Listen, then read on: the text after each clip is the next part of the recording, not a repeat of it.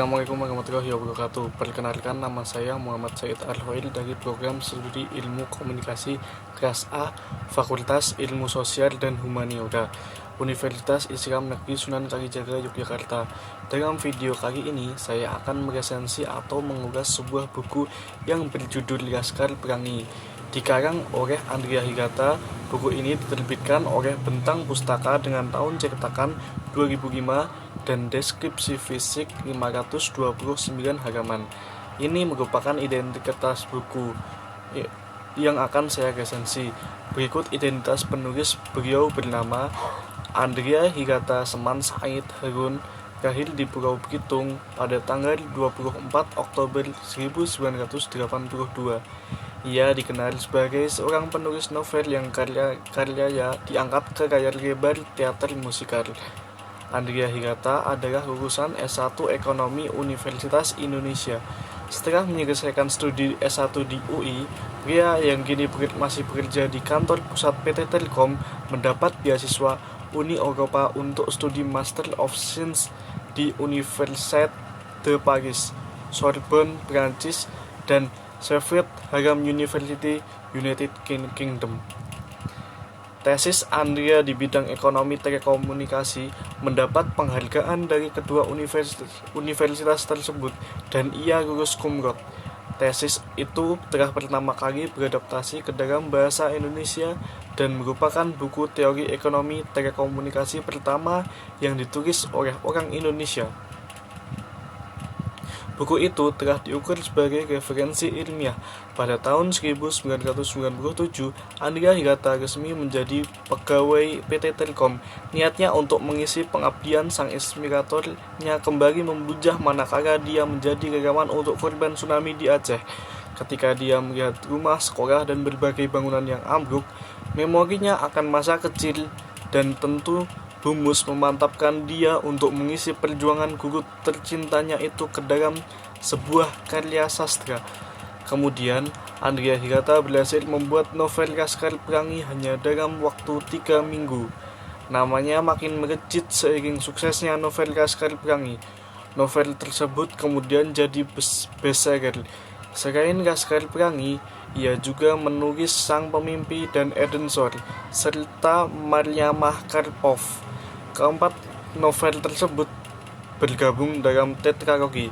Walaupun sebenarnya Andrea Hirata tidak merekomendasikan untuk mempublikasikan novel atau mengirimkannya pada penerbit, Laskar Pelangi tetap sampai pada penerbit.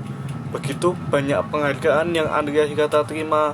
Beberapa di penghargaan adalah penghargaan dari Khatulistiwa Literary Award (KLA) pada tahun 2007, Aisyah Award, Paramadina Award, Netpark Critic Award, dan lain-lain. Sukses dengan novel tetralogi, Andrea merambah dunia film. Novelnya yang pertama telah diangkat ke layar lebar dengan judul sama, Laskar Pelangi, pada tahun 2008. Dengan menggandeng Riri Riza sebagai sutradara dan Mira Lesmana sebagai produser, film ini menjadi film yang paling fenomenal di 2008. Dan jelang akhir tahun 2009, Andrea bersama Muse Film dan Mizan Production kembali merilis sequelnya Sang Pemimpi. Laskar Pelangi adalah novel pertama karya Andrea Hirata yang diterbitkan oleh Bentang Pustaka pada tahun 2005. Novel ini bercerita tentang kehidupan 10 anak dari keluarga miskin yang bersekolah di sebuah sekolah Muhammadiyah di Pulau Belitung yang penuh dengan keterbatasan. Mereka adalah Ikal, Rintang, Sahara, Mahar, Akyong, Syahdan, Kucai, Borek Arya Samson, Trapani, dan Harun. Mereka bersekolah dan belajar pada kelas yang sama dari kelas 1 SD sampai kelas 3 SMP. Dan menyebut diri mereka sebagai Laskar Pelangi. Pada bagian-bagian akhir cerita, anggota Laskar Pelangi bertambah satu anak perempuan yang bernama Flo, seorang murid pindahan. Keterbatasan yang ada bukan membuat mereka putus asa, tetapi malah membuat mereka terpacu untuk dapat melakukan sesuatu yang lebih baik. Laskar Pelangi merupakan buku pertama dari tetralogi Laskar Pelangi. Buku berikutnya adalah Sang Pemimpi, Eden Shore, dan Maryamah Karpov. Naskah Laskar Pelangi telah diadaptasi menjadi sebuah film bersama dengan bukunya. Film Laskar Pelangi akan diproduksi oleh Muse Film dan Mizan Production dan digarap oleh sutradara Riri Riza. Laskar Pelangi adalah karya pertama dari Andrea Hirata. Buku ini segera menjadi bestseller dan kini kita ketahui sebagai buku sastra Indonesia terlaris sepanjang sejarah. Sinopsis. Sekitar terjadi di Desa Gantung, Kabupaten Gantung, Belitung Timur. Dimulai ketika sekolah Muhammadiyah terancam akan dibubarkan oleh Departemen Pendidikan Budaya Sumatera Selatan jikalau tidak mencapai siswa baru sejumlah 10 anak. Ketika itu, baru 9 anak yang menghadiri upacara pembukaan. Akan tetapi, tepat ketika Pak Harifan sang kepala sekolah hendak berpidato menutup sekolah, Harun dan ibunya datang untuk mendaftarkan diri di sekolah kecil itu. Mulai dari sanalah dimulai cerita mereka. Mulai dari penempatan tempat duduk, pertemuan mereka dengan Pak Harifan, perkenalan mereka yang luar biasa di mana Akyong yang marah cengar-cengir ketika ditanyakan namanya oleh guru mereka Bumus, kejadian bodoh yang dilakukan oleh Borek, pemilihan ketua kelas yang diprotes keras oleh Kucai, kejadian ditemukannya bakat luar biasa Mahar, pengalaman cinta pertama Ikar, sampai pertaruhan nyawa Rintang yang mengayuh sepeda 80 km pulang pergi dari rumahnya ke sekolah. Mereka Laskar Pelangi, nama yang diberikan Bu Muslimah akan kesenangan mereka terhadap pelangi pun sempat mengharumkan nama sekolah dengan berbagai cara. Misalnya pembagasan dendam Mahar yang selalu dipojokkan kawan-kawannya karena kesenangannya pada okultisme yang membuahkan kemenangan manis pada Karnaval 17 Agustus, dan kejeniusan luar biasa Rintang yang menantang dan mengalahkan Dr. Handes Yudfikar, guru sekolah KPN yang berijazah dan terkenal, dan memenangkan lomba cerdas cermat. Laskar Pelangi mengarungi hari-hari menyenangkan, tertawa dan menangis bersama. Kisah 10 kawanan ini berakhir dengan kematian ayah Rintang yang memaksa Einstein ciri itu putus sekolah dengan sangat mengharukan, dan dilanjutkan dengan kejadian 12 tahun kemudian di mana Ikar yang berjuang di luar Pulau Belitung kembali ke kampungnya. Kisah indah ini diringkas dengan kocak dan mengharukan oleh Andrea Hirata. Kita bahkan bisa merasakan semangat masa kecil anggota 10 Laskar Pelangi.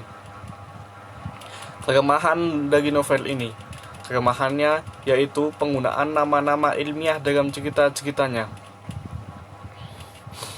Hal ini membuat pembaca kurang nyaman dalam membaca, apalagi glossarium diletakkan di bagian belakang novel. Hal ini menambah ketidakpraktisan memahami istilah-istilah ini. Selain itu, imajinasi pembaca bisa terhambat jika mereka tak memahami istilah-istilah tersebut. Alurnya yang tidak jelas, tidak seperti Harry Potter atau ayat-ayat cinta dengan alur yang enak diikuti. Cerita-cerita dalam Laskar Pelangi ini alur waktunya dibolak-balik sehingga membingungkan pembaca. Apalagi tidak disebutkan tahun berapakah tiap-tiap peristiwa itu terjadi. Kelebihan dari novel ini, kelebihannya buku ini menceritakan tentang persahabatan dan setia kawanan yang erat, dan juga mencakup pentingnya pendidikan yang begitu mendalam, serta kisahnya yang mengharukan. Kesimpulan dari novel ini, dari novel yang dibuat oleh Andrea Hirata ini, saya dapat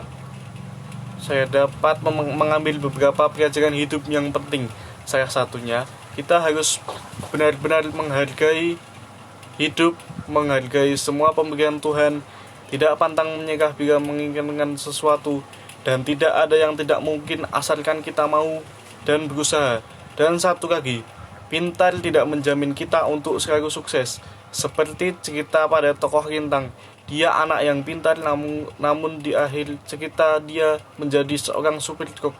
Di sini saya dapat mengambil kesimpulan bahwa semua kehidupan manusia sudah ada yang mengaturnya, yaitu Tuhan. Semua yang kita kerjakan tidak lepas dari campur tangan Tuhan.